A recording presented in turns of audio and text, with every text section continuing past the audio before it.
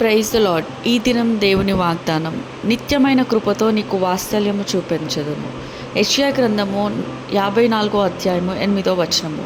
నా ప్రియ నేస్తమా, దేవుని వాత్సల్యము మహోన్నతమైనది, పొందవలసిన శిక్షను తొలగిస్తుంది, నిత్య సహాయంలో లేక బాధలో గూఢమైన దయను చూపిస్తుంది. నీవు పశ్చాత్తాపపడి దేవుని తట్టు తిరుగుము. ఆయన తన వాత్సల్యమును నీ ఎడల చూపి మహోన్నతమైన కార్యమును చేయును. దేవుడు నీకు వాత్సల్యం చూపాలంటే నీ పాపమును మన్నించబడాలి, నీ పాపములు మరుగుబడాలి, నీ పాపములు మంచు వలె మార్చబడాలి. ప్రార్థన. మహాపరిశుద్ధమైన పరలోకపు తండ్రి, నీ పాదంలో కొందనాలు స్తుతులు చెల్లించుకున్నాం ప్రభా. యేసయ్య, అయ్యా, పాపం విడిచిపెట్టుటకు, పరిశుద్ధంగా జీవించుటకు, రేపు మాపు అంటూ వాయిదా వేస్తున్న మా అజ్ఞానాన్ని మన్నించండి.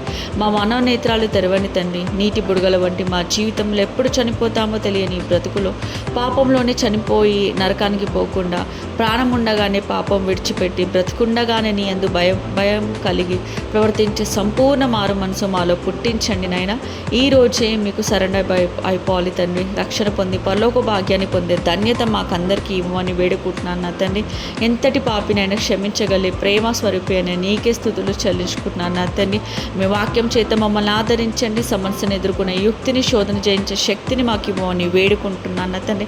శాంతి సమాధానకర్తమైన నీకే స్తుతులు చెల్లించుకుంటున్నాను నా తండ్రి. ప్రతి ఒక్కరు నా ప్రభ కుటుంబపూర్వకంగా నీ సన్నిధిలో వేడుకునే భాగ్యాన్ని అందరికీ దినమెల్లా కాచి దయచేయమని వేడుకుంటూ, నమ్ముటని వందనములకు సమస్త సజీవుని విశ్వాసంతో ఏ సతిపక్షణాలను ప్రార్థించబడుతున్న ప్రేమతో వేడుకుంటున్నాం ప్రియ తండ్రి. Amen. Praise lord. Thank you.